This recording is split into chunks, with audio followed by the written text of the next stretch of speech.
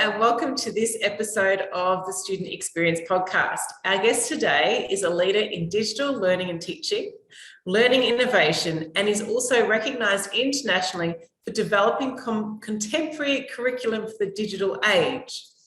Her research is focused on innovative approaches to future-focused curriculum, and she is published internationally on curriculum design, online student experience, and digital learning. Dr. Rachel Fitzgerald is an expert in developing digital capability in higher education and is a senior lecturer in business management and corporate innovation. Rachel also has a track record of successful change management in higher education, and her research focus is innovative practice and graduate success.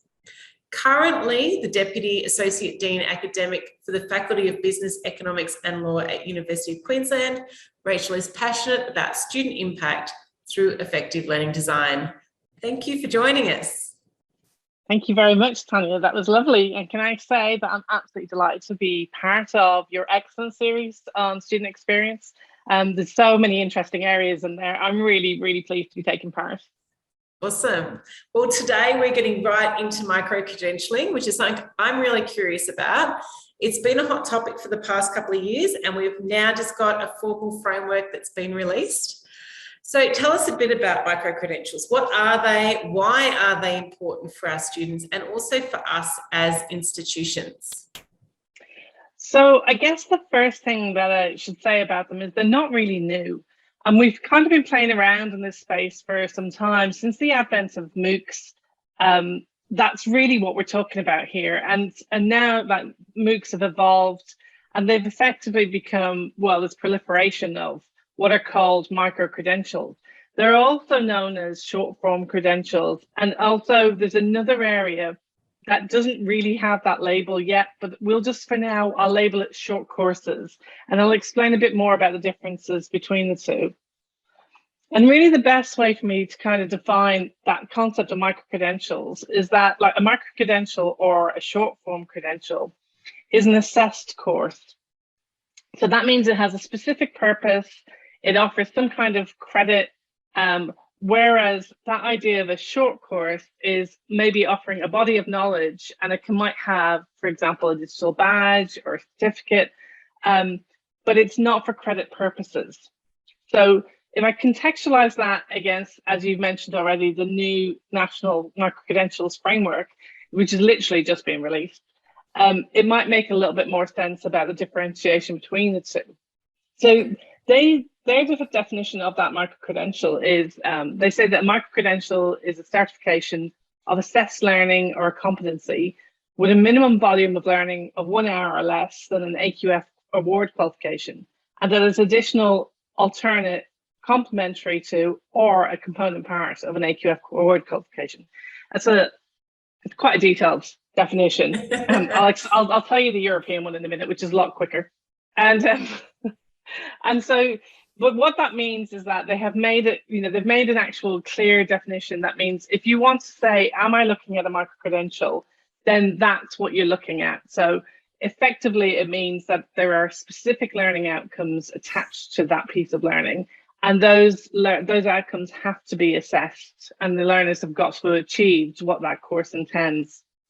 So they've already set what the volume will have to be, and obviously that would be less than a traditional, say, diploma or a certificate or any other degree of learning that you would do in a university or in TAFE, for example. So as long as it's less than that, then it will fit into this idea of a short course or a micro-credential. The other thing that they've made clear as well is that these bodies of work, these courses, if they're awarded for credit, they also have to be clear about what the credit is for. So is it recognised as part of an industry qualification, or is it recognised as part of a university qualification? So that there's a reason for doing it, and you can basically take it with you to stack it as such, which is build upon it to do something else. So having this formal framework anyway, for me, is a great step forward. I mean, we're now following hot on the heels of New Zealand and Europe in trying to basically ensure that short courses are offered for credit, that they meet regulatory standards, And having this will be a real benefit for anyone who's looking to upskill.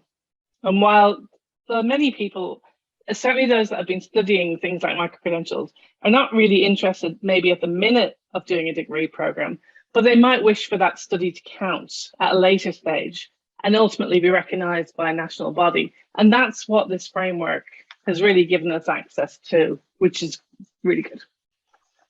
And so I guess when we're thinking about microcredentials and just thinking of like, well, where are they coming from?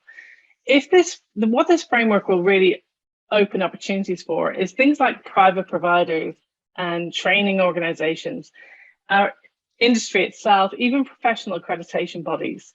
They could all now develop quite high quality courses and they can deliver them and they can be recognized as part of that framework. And then higher education could partner with those providers. And then to me, that would be a real step forwards of making higher education quite relevant, opens opportunities to upskill the workforce tomorrow. And it gives assurance to our learners that the courses have been assessed, those courses they've studied as microcredentials are appropriate by a national body. Yeah. So there's going to be a forthcoming microcredentials marketplace. It's not quite ready yet. And that will advertise anything that basically goes through for this accreditation will then appear in the marketplace. Now, this is where it brings us to short courses, because of course, there's a vast array of short courses available out there, and many people have already taken some up. The growth in them was phenomenal during the lockdowns during COVID. Yeah. And like you're looking at things like providers like, say, for example, these are just some examples, there's many, many more, but like Future Learn, 2U, which was edX in the past, Coursera, Google itself, Udemy, LinkedIn Learning, all of these are offering what are called short courses. And then just to add to some confusion, they sometimes call them microcredentials. Yeah. But they're not the microcredentials that we are now talking about as part of that framework.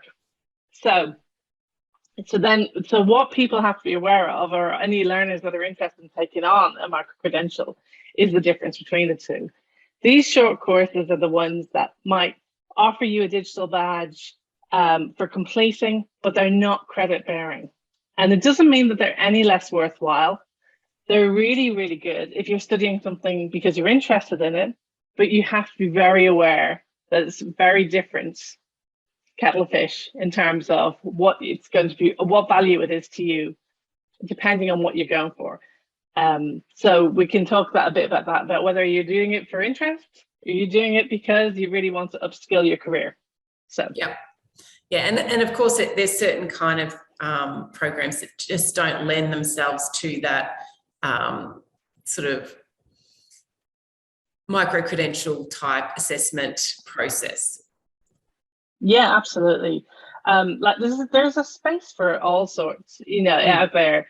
And again, as I said, this phenomenal growth that we saw during lockdown meant that all kinds of courses have been of interest to people, and they've been just shooting up all over the place with providers, globally. And I think nearly every country has its own variant of a provider that's doing these courses, and some of them are, reinventing the wheel. The same kind of courses are going on elsewhere, but some of them are completely unique.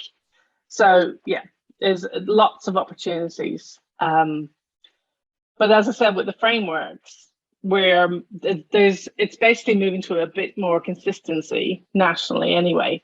But hopefully in time, that we'll also get some kind of alignment globally as well. Yeah, and I guess in line with that, what are some of the approaches that are being taken across the world? Well, really, in some places, there's been no moves forward in terms of trying to do this alignment, this framework idea. But if we look at, say, for example, Europe and New Zealand, both of those have moved quite far ahead. And Europe particularly see microcredentials as the opportunity for economic development post-pandemic. You see this as the way, for redeveloping the workforce. So, so for as far as Europe are concerned, who started really a lot of this work quite early, they were looking for that common definition of a microcredential as well, which they saw as essential across the block so that everybody knew what they were looking at. And as I said, their definition, a little bit easier than Australian, basically says that it's proof of a learning outcomes that a learner has acquired following a short learning experience. And the learning outcomes have been assessed against transparent standards. So in terms of, as I said, global alignment at some points, you can see there's an awful lot of similarity there, just to explain a shorter version. And their standards at the minute are different to ours. So we have AQF standards. In Europe, they have the European Qualification Framework, and they also have European Credit Transfer System. And so they're looking at microcredentials mapping against those systems. But we know already that the EQF, certainly, we can map to AQF. So we can see that eventually there would be some alignment there. And in New Zealand, similarly, they have, so the New Zealand Qualification Authority will actually access, in a similar way, microcredentials from providers that are not currently recognised as tertiary education providers. And then they'll give a statement of equivalency in terms of credits and levelness. And so that means that those courses then, which could be, they could basically be created by employers or professional bodies or, you know, any provider of education, will be listed as recognised in that framework. And again, because it's New Zealand Qualification Authority, we know we can map to that as well. So it just means that we can understand the value of the qualification. That really helps with career planning, lifelong learning, and addresses the concerns that have been raised about microcredentials, because there's been a lot of concern about, you know, the value of microcredentials in the past. And I think this is partly what the frameworks help to address. So like people like David Bode and others have been really going on about the risks of offering unmapped credentials. And they were perceived to be risky, perceived very risky because of the perception that, you know, for example, they devalue university education. So there's a lot talked about, you know, how they detract from university education, how they're very reactive to what are perceived industry needs. You know, so that idea that we're just focused on what industry wants and we're not thinking about developing the person as a whole. That kind of increased assumption that training is actually learning, which it's not. Obviously, it's training, it's skills development, and that's a big differentiation.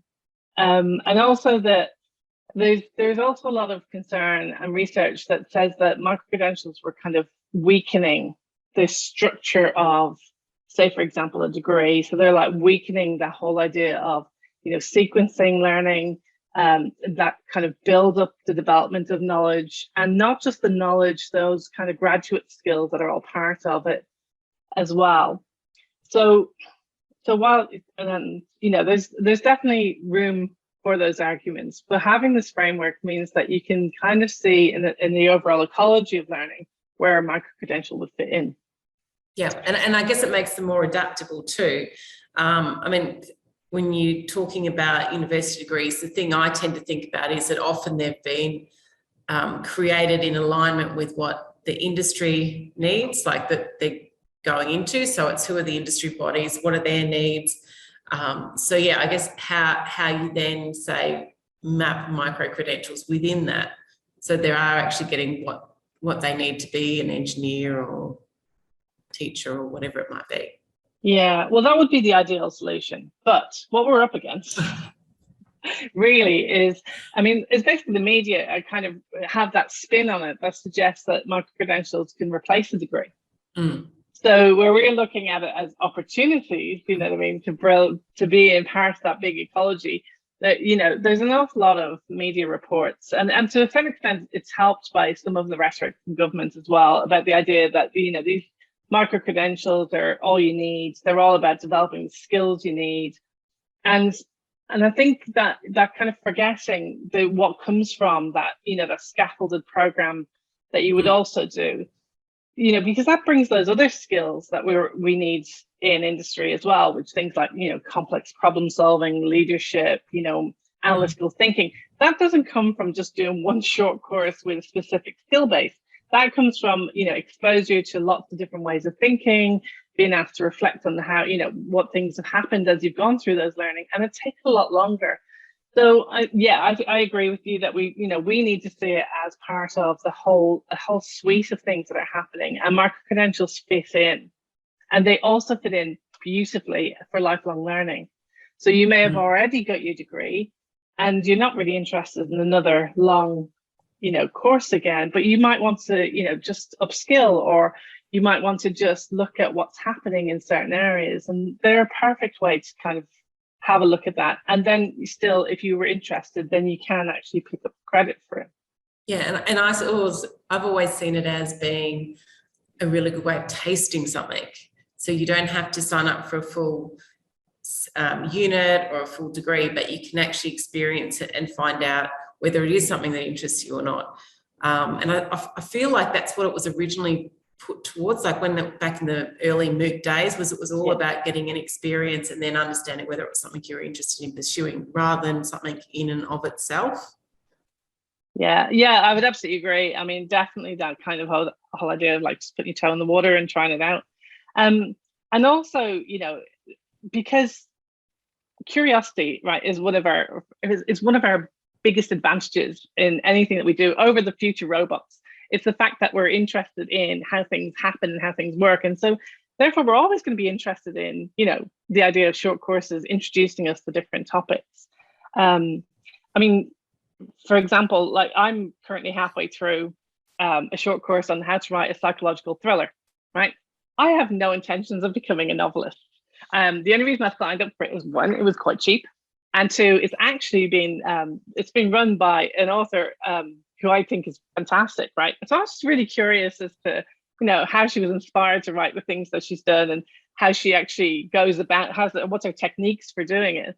And I'm loving it, but like, it's purely for interest. I won't be going anywhere with this one, and I don't get any credit for it. It is just something for fun, and it's important that people realize that there is still that opportunity. You can still study, and you can have recognition for that study, but it doesn't mean that it necessarily has to be part of an award.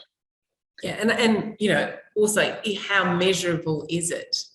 When you're talking things like leadership skills and those things, yes, we have credit-bearing units where and micro-credentials where you can, so there are certain things you can measure through observation, but for a micro-credential, particularly something that might be really short, like a 1 hour or 2 hour, how much detail can you actually get into an assessment that's going to actually show you have those attributes, as opposed to just have remembered content?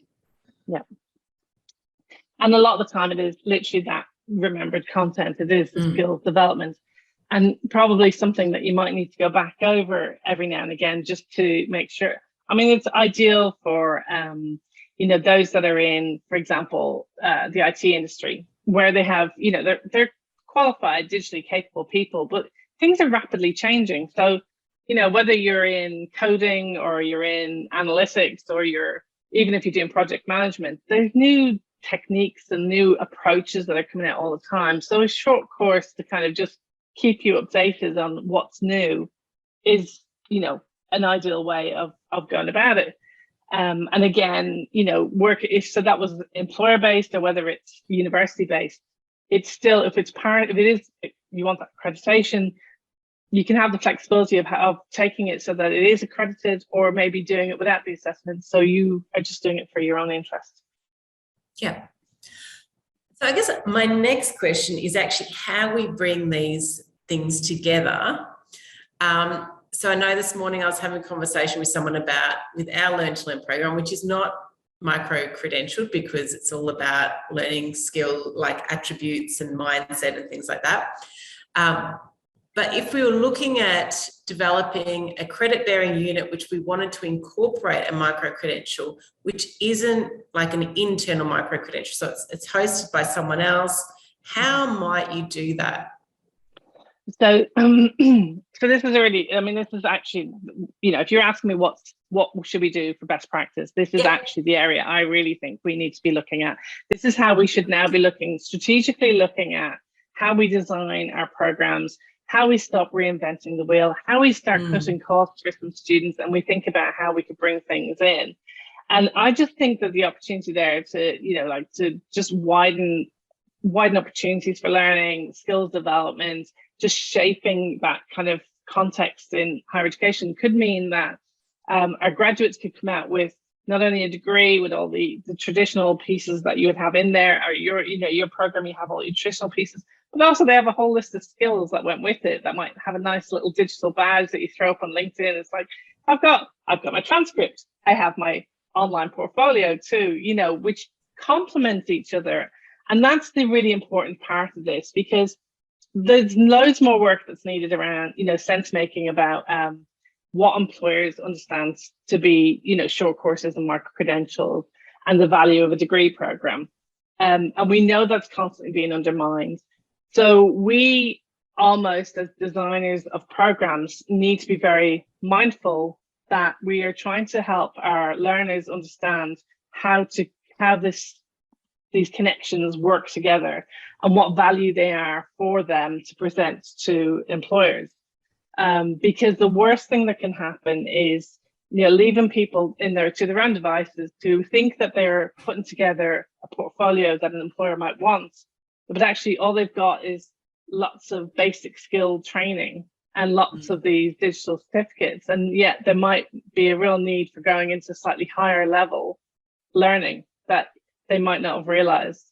So for that, I think there's a responsibility on both sides. I think for learners need to be very careful about what it is that you want to try and achieve. What's the purpose of doing these short courses? What are you, trying to get from it? If it's for fun, have a great time, enjoy it. If it's for a career purposes, then think about, what does that fit? Does that map to what other people are doing in that industry? Have you spoken to a career service? Do they think it's important? And then for us that are designing programs, thinking, all right, so what's curricular and what's extracurricular? What do we want to kind of connect in and recognize? We could bring in, this is where we're talking about short courses and saying, well, what if they're not accredited? Well, we can, you could do a short course and you can ask someone to reflect upon that. It doesn't have to be that the credit comes from the short course. It could be that we've asked someone to try something that's been created elsewhere and ask them to reflect on it in a different context in the work that you want them to do. Or it could be accredited a micro-credential, and then it might replace something. So for a whole lot cheaper, our learners could just do this piece, and that replaces maybe doing other things that would be part of a traditional program. There's so many opportunities, honestly. And it's that taking that kind of strategic step back, certainly for us as program designers, it's taking a step back and going, okay, what can we do here? Where do we not want to reinvent that wheel because there's 1,000 providers also doing the same thing? And how do we kind of connect them together and bring, maybe their piece into here, work with that provider, so that they know our students are kind of coming in there and then they're going to come back to doing something else. And then there's examples of it. Like there's lots of people who've been trying small pieces of this, but I think we're going to see a lot more. I think actually this is really what we're talking about. We talk about the future of flexible higher education. This is going to be it. Yeah, and I'm kind of hearing two kind of different areas. So we've got the one where we're, using the external subject matter expert in essence and what they bring to it, and then adding assessment and building around that.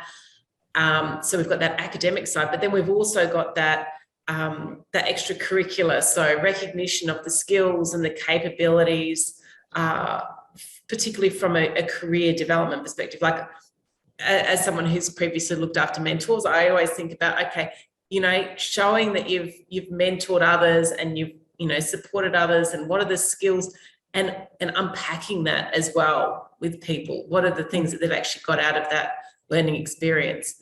And thinking about one of my pet favorites of group work is actually unpacking for students how, if you've had a successful group work assessment experience, that is teamwork, and how can you then show that you've had that teamwork experience, rather than we just go, yep, graduate attribute, let's unpack all those things as well. Yeah, and there are, again, like we used to do a lot of this, and still do to some extent, about having that, we'd have those kind of our own certificates for slightly extra pieces that you would do. So, you know, you've done some work in, or, you know, extracurricular as well. You've gone and you've done some work in this, so that will give you your teamwork certificate, so you can show your employability skills here. So we kind of see it as not similar to that, you know, but it's just opportunities to bring in what are vastly well designed. I mean, they're really high quality, some of these short courses, and with incredible money behind them, you know, if you're looking at the global providers. So they're really high quality, really engaging, you know, things like, why would we try to replicate it? It's fantastic already. Like, let's use it and just use it in a way that actually does add value. And I guess, what are the benefits of these approaches? Okay, we spend a lot of money, a lot of time. Are there other benefits that this brings, both to us as, you know, institutions as well as to students? Well, I mean, in terms of, yes, so I'd say there's benefits for everybody involved in this, in terms of, obviously, for people that are interested in areas that have rapidly changing skills, then, you know, this is a way of continuously keeping on top of what that might is. Now, I imagine something along the lines of, if you're studying a program that's on computing or some kind of engineering, and actually you've got to show, you know, your competencies for a professional qualification. You need competencies in, say, for example, some kind of language like Python, or you need to demonstrate you've used or you need to have some kind of statistical learning. And so, you know, you would actually be able to demonstrate all of those things quite quickly, because you've done external courses in each that actually fits perfectly into that program. So for doing things like that, I think there's a great benefit. And also for the benefit of the university, means that you're not spending a lot of time on continuous skill development, certainly in areas that there's just sometimes an expectation that students come in with particular math skills or particular, you know, capabilities in computing. And that what you find is that they're not all at the same point. So you have to go back and you have to kind of bring everybody up to a certain place. So these short courses would actually really help to kind of bring everybody to the same place, but without detracting from the overall structure of the program and where you want them to be. But yet, you know, they're building up those competencies and they're getting recognition for it that they can bring externally. So I can't see anything that would be a problem with that, other than, you know, people going, oh no, I can design that better. But as I've said, there's so many people doing, so many providers out there. There must be someone who's doing it in the way that you would really like to see it happen. It just sounds like delegation all up, isn't it? Oh, I can just do it myself. I can do it better myself. Yeah, well, maybe you can, but maybe you would be better off doing this and using what's there. Yeah, absolutely. And then, you know, the other thing as well is, you know, the opportunities for, and we talked about, you know, toe in the water approaches, but also for learners that, you know, who need a flexible option, who don't have, you know, the ability to kind of come onto some of these bigger campuses, or they have disadvantaged backgrounds and maybe they're not ready for, you know, a full program like that. It's not just toe in the water. It is actually could be a stepping stone into learning, because if we really, really buy into the flexibility and we really think about it in terms of a longer structured program that is about lifelong learning, then, you know, you can slowly build up those credits and eventually you stack them towards an actual award, which, you know, gives so many more people opportunities that don't come straight from school, go straight into, you know, a degree program, come out at the other end and go straight into employment. It doesn't always work that way for everybody. And so I think this is a great opportunity now, certainly with the framework in place, to give a lot of people widen access to education and education they might be interested in. Yeah, and I think it's also important to remember it's not just about a degree level. It can be a certificate in whatever. So it has a lot more flexibility in matching both. I mean, actually in the framework, it's very specifically around TAFE courses and that connecting TAFE to the next level, right? So again, that's stackability. So you're not, for people who don't even have the normal entry requirements, it doesn't matter, because we should be developing that ecosystem, which comes from, you can actually start with the micro-credentials to get to the levels that you need to get to, or as far as you want to get to with them. So it is looking at, you know, TAFE will be able to offer micro-credentials as part of that marketplace as well. Yep. Sounds great. Well, that's all the questions that I had. Is there anything else you'd like to share? I know you have a new chapter coming out. I do, yes. Thank you for mentioning it. Yes. So actually, it's going to be called "The Challenges and Opportunities in the Portability and Authentication of Microcredentials." It'll actually be out later this year, and it's part of a bigger tome on technology enhanced learning and the concept of a virtual university. And it's about our different ways of approaching really highly flexible learning. And I've also just been doing some research with some colleagues at the Queensland University of Technology and Deakin as well, which is actually looking at the perceptions of microcredentials, which is really interesting as well. So watch this space, because we'll be releasing our findings on that. And there were some interesting things that came back from there, which is not only just about microcredentials needing that common understanding, but the fact that employers have literally no idea what we're talking about. And that higher education is perceived as being very inflexible in the area. So let's see. We'll share that knowledge this year, and then let's see, hopefully over the next 5 years, we'll really see some change happening, and that, we'll start seeing microcredentials taking a much more prominent place in that structure of education. I hope so, because I know one of my biggest fears as we come out of the whole COVID online era experience is that there's just been a real flip back to everything on campus, rather than taking all the things that we've learned and actually, I guess, leveraging from that. So it sounds really exciting. Yeah, it's so funny you should say that, because I've literally just been putting something together this morning, which is unrelated to microcredentials, which was arguing about that exact thing, which is that whole idea of people talking about, business as usual. Well, I think it's becoming quite obvious to everyone that our learners, the students, don't want business as usual. There is a lot of flexibility that was enabled during lockdowns and during the last couple of years, and not just this side of the world, all over the world. So I don't think there is going to be a business as usual, not that traditional model anyway. So now is the time to be looking for what worked, what didn't work, and what's next. Yeah, and I think certainly from a competition perspective, if you're more adaptable, definitely going to take things further. I totally agree. Awesome. Well, thank you so much for your time today, Rachel. It's been so good to hear from you. And I can't believe that the timing that we had the framework come out last week, just in time for us to talk about it. It was pretty impressive. It was. You think I timed it? I think I'd phone someone and ask them for a copy, but no, honestly.